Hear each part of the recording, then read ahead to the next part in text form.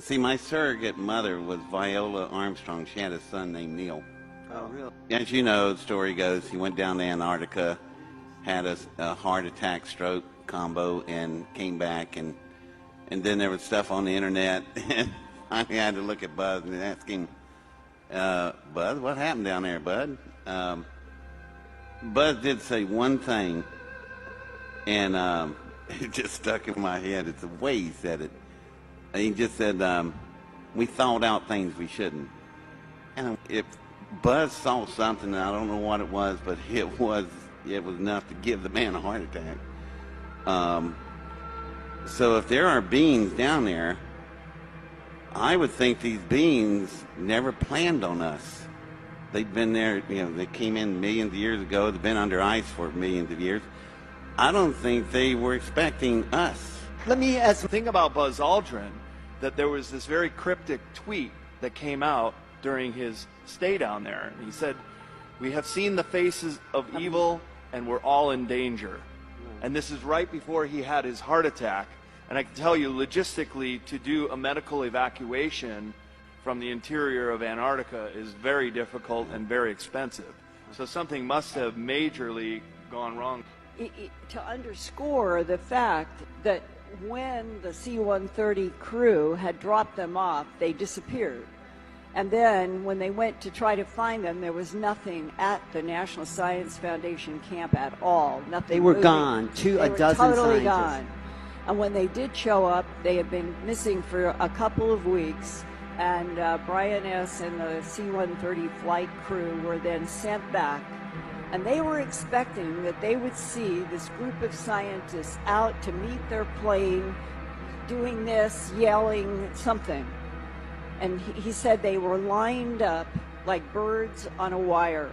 They were all kind of next to each other, and most of them had their heads down, looking at their feet when the C-130 was pulling up. And that somebody had to go from the flight crew over to the scientists and direct them to get onto the plane. And they talked about how not one single scientist said one word. Most of them walked with their looking down at the ground. Brian said when they got them loaded up, he said to his flight chief, "What in the world? Where have they been?" And the flight chief said, "I don't know. We can't get a word out of them."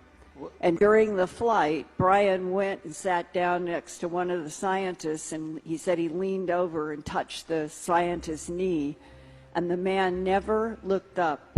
And he said, it was as if we were dealing with 12 or 15 people who had suffered post-traumatic shock syndrome, that they were unnaturally frozen in their position and no speaking, and that they all looked afraid.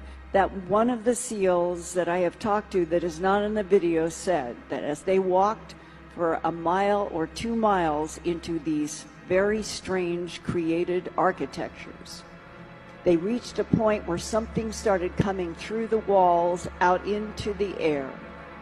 At first, it would go in and out of visibility, and then they realized that their minds were being manipulated.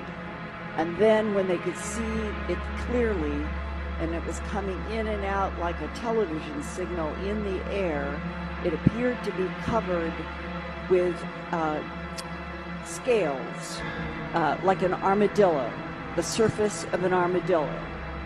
And he said, when you are face to face with something like that, and you are trained in military to kill, but you're dealing with something you've never seen, and it can go in and out of visibility, and you know that your mind is being taken over by something that you are fighting. He said that happened in one of those corridors, and that was 2012. There's definitely something in Antarctica.